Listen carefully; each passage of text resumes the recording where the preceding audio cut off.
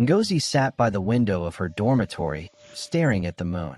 She was a quiet girl, always buried in her books. Her best friend, Amara, was just like her. They both came from small villages and were lucky to get scholarships to St. Ada's Girls' School, one of the most prestigious schools in the region. But Ngozi often felt out of place.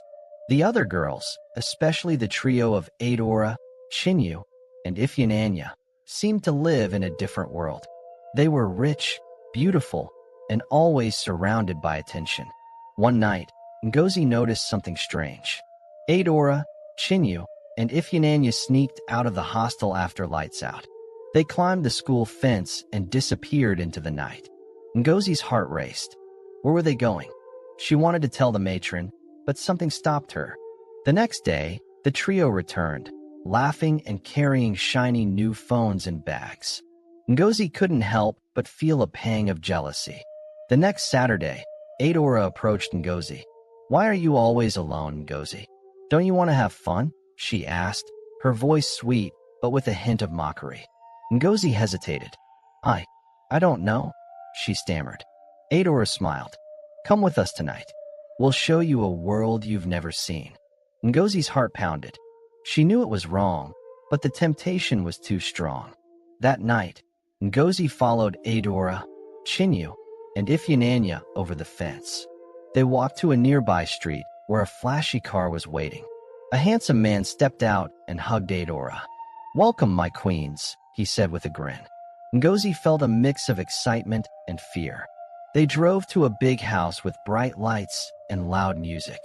Ngozi had never seen anything like it. The house was filled with people dancing, laughing, and drinking. Adora handed her a glass.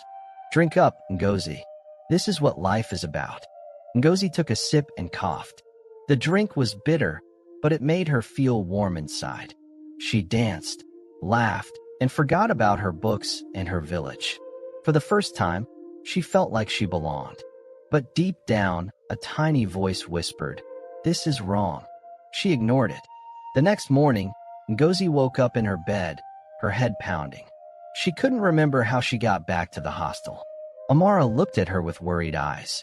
"Ngozi, where were you last night? I was so scared for you." Ngozi forced a smile. "Don't worry, Amara. I'm fine." But she wasn't fine. She was hooked. Weeks passed, and Ngozi became a regular at the parties. She got new clothes, a fancy phone, and even money from the men who admired her. But she also started to change. She stopped studying, avoided Amara, and became distant. One night, after a party, Ngozi felt sick. She ignored it, thinking it was just the drinks. But the sickness didn't go away. She began to suspect something was wrong. One day, Ngozi found herself alone in the bathroom, staring at a pregnancy test. Her hands shook as she waited for the result. When she saw the 2 lines, her heart sank. She was pregnant. Panic set in. What would she do? She couldn't tell her mother. She couldn't even tell Amara. Desperate, she turned to Adora. "Adora, I need your help," Ngozi whispered, tears streaming down her face. Adora sighed. "Don't worry, Ngozi. We'll take care of it." She gave Ngozi some pills. "Take these. They'll fix everything." Ngozi took the pills, hoping they would make the problem go away. But they didn't. Ngozi's stomach began to grow. She tried to hide it, but it was getting harder. One night, she overheard Adora, Chinyu, and Ifyananya talking. "We can't let Ngozi ruin everything," Adora said. "If the school finds out, we'll all be in trouble." Ngozi's heart broke. She realized they weren't her friends. They only cared about themselves. Desperate, Ngozi decided to confront the man who got her pregnant. She went to the big house, but when she knocked on the door, a woman answered. "Who are you?" the woman asked. Ngozi stammered. "I'm looking for Chaik." The woman laughed. "Chaik? He's just our driver. He doesn't live here." Ngozi's world crumbled. She had been lied to. Ngozi returned to the hostel, her heart heavy. She didn't know what to do. She thought about her mother's words. "No matter what happens, come back to me." But how could she face her mother after everything she had done? That night, Ngozi made a decision. She would leave the school and go back to her village. But before she could, something terrible happened. As she packed her things, she felt a sharp pain in her stomach. She collapsed, clutching her belly. Amara found her and screamed for help. The school authorities rushed Ngozi to the hospital, but it was too late. She had lost too much blood. As she lay on the hospital bed, Ngozi thought about her life. She wished she had listened to her mother. She wished she had stayed true to herself. But it was too late. Ngozi closed her eyes and took her last breath. Her mother arrived at the hospital, crying and holding her daughter's lifeless hand. "My child, why didn't you come back to me?" she sobbed. The story of Ngozi spread through the school, a cautionary tale for all the girls.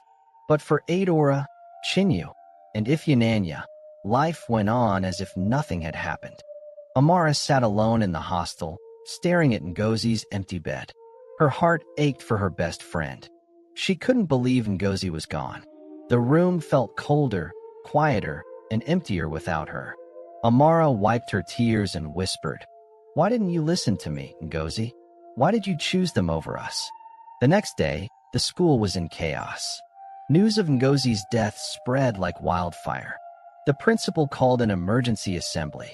"This is a tragic reminder of the consequences of disobedience," she said, her voice stern but filled with sorrow. "Let this be a lesson to all of you. Focus on your studies and avoid bad influences." But Adora, Chinyu, and Ifyinanya sat at the back, whispering and giggling. They didn't seem to care. Amara clenched her fists. She wanted to scream at them, to make them feel the pain they had caused. But she stayed quiet, her heart heavy with grief. That night, Amara had a dream. She saw Ngozi standing by the school fence, her face pale and her eyes filled with tears. "Amara," Ngozi whispered, "don't let them get away with it. They ruined my life. Don't let them ruin yours." Amara woke up, her heart racing. She knew what she had to do. The next day, Amara decided to investigate. She followed Adora, Chinyu, and Ifyinanya after classes. She watched as they sneaked out of the hostel and climbed the fence. Amara's hands trembled as she followed them, careful not to be seen. They walked to the same street where Ngozi had gone that fateful night. A flashy car was waiting, just like before. Amara's heart pounded as she watched the man step out of the car. He was tall and handsome, with a charming smile. But Amara saw something else in his eyes, something dark and dangerous. She hid behind a tree and listened as Adora introduced him to Chinyu and Ifyinanya. "This is Chike," Adora said. "He's the one who takes care of us." Amara's blood boiled. She wanted to confront them, to expose their lies. But she knew she had to be careful. She needed proof. She took out her phone and started recording. She captured everything: the car, the man, and the girls climbing into the car. She knew this evidence could change everything. The next day, Amara went to the principal's office. She showed her the video and told her everything she knew. The principal's face turned pale. "This is serious," she said. "We need to involve the authorities." Amara nodded, her heart pounding with fear and hope. That evening, the police arrived at the school. They questioned Adora, Chinyu, and Ifyinanya. At first, the girls denied everything. But when the police showed them the video, they broke down. They confessed to sneaking out of school, attending parties, and receiving gifts from Chike. But they refused to say more about him. The police decided to set a trap. They asked Amara to help them catch Chike. Amara agreed, even though she was terrified. That night, she followed Adora, Chinyu, and Ifyinanya to the usual meeting spot. The police were hiding nearby, ready to arrest Chike. When Chike arrived, he seemed suspicious. He looked around nervously before opening the car door. "Get in, girls," he said. But before they could, the police jumped out and surrounded him. Chike tried to run, but he was quickly caught. "You're under arrest," one of the officers said, handcuffing him. At the police station, Chike confessed to everything. He admitted to luring young girls with gifts and promises of a better life. He also revealed that he wasn't working alone. He was part of a larger network that exploited vulnerable girls. The police promised to investigate further and bring the others to justice. Back at school, Adora, Chinyu, and Ifyinanya were suspended. The principal called another assembly. "This is a wake-up call for all of us," she said. "We must protect ourselves and each other. Let's learn from this tragedy and make better choices." Amara stood in the crowd, her heart heavy but hopeful. She knew Ngozi's death wasn't in vain. Her story had exposed a dangerous truth and saved other girls from the same fate. Amara whispered a silent prayer for her friend. "Rest in peace, Ngozi. I'll never forget you." Months passed, and the school returned to normal. But Amara never forgot Ngozi. She started a club called Girls for Change, where students could share their struggles and support each other. The club became a safe space for girls to talk about peer pressure, self-esteem, and making good choices. One day, Amara received a letter. It was from Ngozi's mother. "Thank you for standing up for my daughter," the letter read. "You've given me hope that her story will help others. Please keep fighting for what's right." Amara cried as she read the letter. She knew Ngozi's legacy would live on.